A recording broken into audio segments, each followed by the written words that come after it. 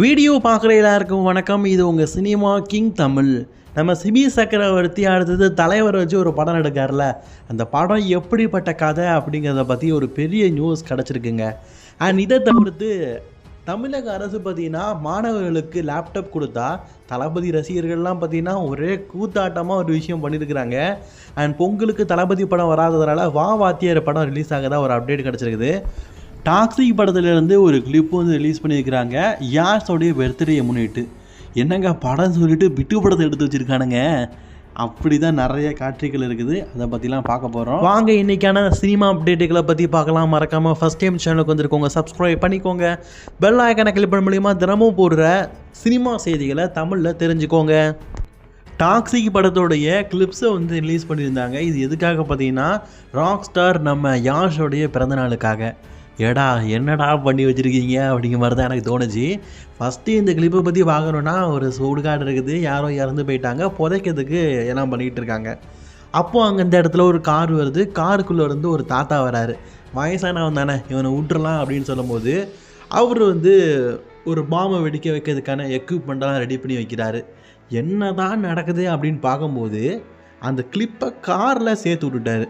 காரில் என்ன நடக்குது, மன்மத லீலை அதுதான் நடந்துக்கிட்டு இருக்குது. ஏண்டா என்னடா நடக்குது இங்கே? ஜனநாயகன் படத்தில் சின்ன சீனுக்கு சென்சார் கொடுக்க மாட்டீங்கன்னு சொன்னீங்க, இதெல்லாம் உங்களுக்கு நல்லதாவா தெரியுது?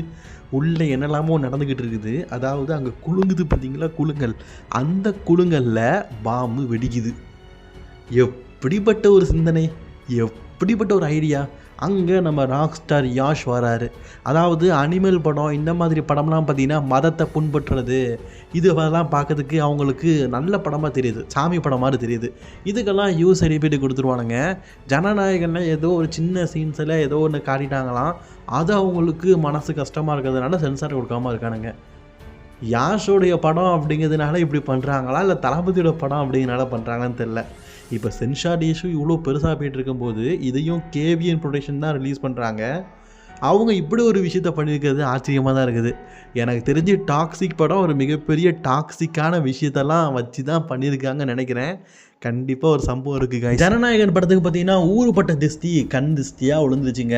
அதனால் பொங்கலுக்கு ரிலீஸ் ஆகலை. பட் இருந்தாலும் பார்த்தீங்கன்னா எப்போ வந்தாலும் தளபதி பொங்கல் தான், தளபதியுடைய ஜனநாயகன் வர அன்னைக்கு தான் எங்களுக்கு பொங்கல்னு சொல்லிட்டு தளபதி ரசிகர்கள்லாம் குறிக்கோள் எடுக்கிறாங்க. அது உண்மை தானே? கமெண்ட் பண்ணுங்க, கேட்போம் எத்தனை பேர் இதை மாதிரி நினச்சிக்கிட்டு இருக்கீங்க. சரி, தளபதியோட படம் தான் வரல, அதுக்கு அகேன்ஸ்டாக பார்த்தீங்கன்னா நிறைய விஷயங்கள் நடந்துக்கிட்டு இருக்குது. குறிப்பாக பார்த்தீங்கன்னா கவர்மெண்ட் வந்து மாணவர்களுக்காக லேப்டாப் கொடுக்குறாங்க. நான் படிக்கிற காலத்துலலாம் பார்த்தீங்கன்னா என்னுடைய இயருக்கு மட்டும் லேப்டாப் கொடுக்கல. அது ஒரு பெரிய சர்ச்சையெல்லாம் அந்த டைமில் இருந்தது. இது நாள் வரைக்கும் சொல்கிறேன். இந்த 2018 அந்த டைமில் பார்த்தீங்கன்னா எனக்கு வந்து 12th முடிச்சதுக்காக இது நாள் வரைக்கும் லேப்டாப் கொடுக்கல. மற்றபடி எல்லாத்துக்கும் கொடுத்துருக்குறாங்க. என்ன மாதிரி யாராவது அனுபவப்பட்டிருக்கீங்களா? கமெண்ட் பண்ணுங்கள், பார்ப்போம். இப்போது கவர்மெண்ட் வந்து லேப்டாப் கொடுத்துருக்குறாங்களா, அதில் முழுக்க முழுக்க பார்த்தீங்கன்னா இப்போ உள்ள கவர்மெண்ட்டோடைய ஃபோட்டோக்கள் மட்டும் இருக்குது. இதை வாங்கின உடனே ஸ்டூடெண்ட் எல்லாருமே மேக்ஸிமம் பார்த்தீங்கன்னா விஜய்க்கு மாணவர்களுக்கு அதிகமாக பார்த்தீங்கன்னா பிடிச்ச ஒரு நாயகன். அதனாலேயே கவர்மெண்ட்டுக்கிட்டே இருந்து லேப்டாப்பை வாங்கிட்டு கையோட பார்த்தீங்கன்னா அந்த ஃபோட்டோ எல்லாத்தையும் அழிச்சிட்டு முழுக்க முழுக்க தளபதியோட ஸ்டிக்கரை ஒட்டிட்டாங்க. இதுக்கும் மேலே சில பேர் பார்த்தீங்கன்னா லேப்டாப் ஓப்பன் பண்ணாலே தந்தது கவர்மெண்ட்டு தான், ஆனால் நாங்கள் உள்ளே வச்சுருக்கிறது எங்கள் தலைவரோட ஃபோட்டோவை தான் வச்சுக்குவோம் அப்படின்னு விஜய் ஃபோட்டோவை வச்சுருக்கிறாங்க. இப்படி கவர்மெண்ட் தந்த லேப்டாப்பை கவர்மெண்ட்டுக்கே ஆப்போசிட்டாக பார்த்தீங்கன்னா சில பேர் பண்ணிக்கிட்டு இருக்காங்க. ஆனால் உண்மையிலேயே அணில் ரசிகர்கள் தாங்க. எதுக்கு தளபதியுடைய ரசிகர்களுக்கு அணில் அப்படின்னு பேர் இருந்துன்னு உங்களுக்கு தெரியும்னு நினைக்கிறேன். அணில்கள் ரொம்பவே பயங்கரமாக வேலை பார்க்கும். அதே மாதிரி தான் தளபதியோட ரசிகர்கள்லாம் பார்த்தீங்கன்னா ரொம்ப சுறுசுறுப்பாக இருப்பாங்க. ஆனால் இந்த அளவுக்கு சுறுசுறுப்பாக இருப்பாங்கன்னு சொல்லிட்டு நான் எதிர்பார்க்கலங்க. பராசக்தி படம் பார்த்திங்கன்னா முழுக்க கான்ட்ரவர்ஷியான விஷயங்கள் இருக்குது. இந்தி திணிப்பை பற்றி தான் பேசியிருக்கிறாங்க. அதுலேயும் முக்கியமான வார்த்தைகள்லாம் இந்தி மட்டும்தான் இந்தியாவா அப்படிங்கிறதெல்லாம் ஒரு பெரிய வார்த்தை. தணிக்கை குழுவில் இருக்கிற மேக்ஸிமம் 75% மேற்பட்டவங்க ஹிந்திக்காரங்க தான். அவங்க பார்த்திங்கன்னா இந்த படத்துக்கு தணிக்கை கொடுக்கறதுக்கு ரொம்பவே யோசிக்கிறாங்க. ஏன்னா இப்படிப்பட்ட வார்த்தைகள் இருக்குது, இந்தியை தப்பாக பேசியிருக்கிறாங்க. அப்படிங்கிறதுனால பராசக்தி படத்துக்கும் பார்த்திங்கன்னா தணிக்கை குழு இன்னும் சர்டிஃபிகேட் கொடுக்கல. ஆனால் ஒரு பெரிய சப்போர்ட் அந்த படத்துக்கு இருக்கிறதுனால கண்டிப்பாக கொடுத்துருவாங்க, பொங்கலுக்கு ரிலீஸ் ஆயிரும் அப்படிங்கிற நம்பிக்கை இருக்குது. ஆனாலும் பார்த்திங்கன்னா பொங்கலுக்கு ஜனநாயகன் படம் வரலை. ஒண்டியெல்லாம் பார்த்தீங்கன்னா பராசக்தி படம் தான் வருது. வேக்கண்ட் ஆகிருக்க இடத்த நம்ம பூர்த்தி செய்வோம் அப்படின்னு சொல்லிட்டு கார்த்தி களம் இறங்க போகிறாராங்க. கார்த்தி பார்த்தீங்கன்னா சமீபத்தில் வா வாத்தியாரே அப்படிங்கிற படத்தை ரிலீஸ் பண்ணலான்னு முயற்சி பண்ணார்.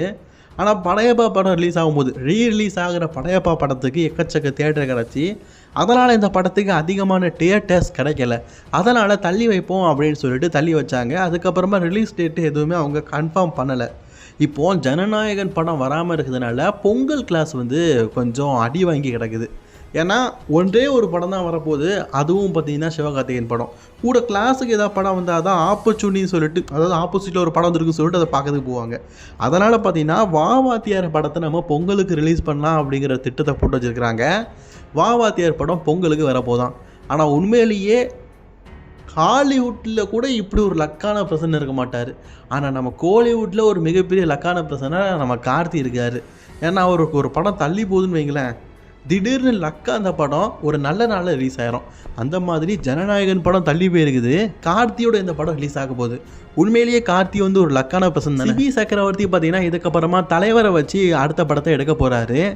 தலைவரை பொறுத்த வரைக்கும் சிபி சக்கரவர்த்தி கூட நடிக்கிறதுனால ஒரு கான்ட்ரவர்சியான ஸ்பீச் போயிட்டு இருக்குது.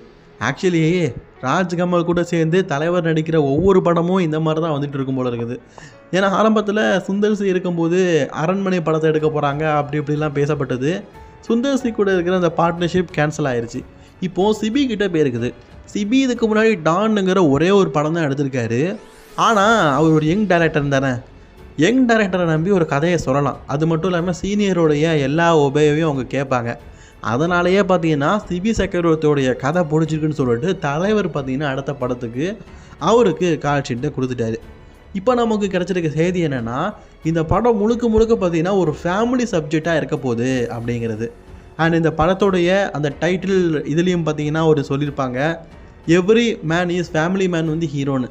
ஸோ நம்ம தலைவர் வந்து ஃபேமிலி மேனாக தான் பார்த்தீங்கன்னா இந்த படத்தில் இருக்க போகிறாரு. ஃபேமிலியை வச்சு தான் இந்த கதை நகரப்போகுது அப்படிங்கிற மாதிரி சொல்லப்பட்டிருக்குது. ஆல்ரெடி டான் அப்படிங்கிற ஒரு மிகப்பெரிய படத்தை கொடுத்தாரு. ஆக்சுவலி அந்த படம் வந்து ஒரு பெரிய ஹிட்டு தான். ஆனால் கிரிஞ்சு மூவி அப்படின்னு சொல்லிட்டு இன்னும் பலரால் அந்த படத்தை பேசப்பட்டுட்டு தான் இருக்கிறாங்க. கிரிஞ்சு மூவிப்பா அப்படின்னு.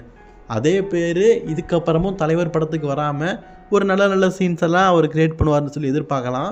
எத்தனை பேர் சிபி சக்கரவர்த்தியும் தலைவரும் இணைந்திருக்க இந்த படத்துக்கு எதிர்பார்க்குறீங்க அப்படிங்கிறத கமெண்ட் பண்ணிக்கோங்க. நம்ம சேனலுக்கு ஆதரவு நிறைய தேவைப்படுது. அதனால் முதல்ல நம்ம சேனலுக்கு வந்துருக்கோங்க, சப்ஸ்கிரைப் பண்ணிக்கோங்க, ஒரு லைக் பண்ணிக்கோங்க. நம்ம சேனலை பெருசாகிறதுக்கு ஒரு பெரிய ஹெல்ப்பாக இருக்கும் நீங்கள் பண்ணுற ஒவ்வொரு உதவி.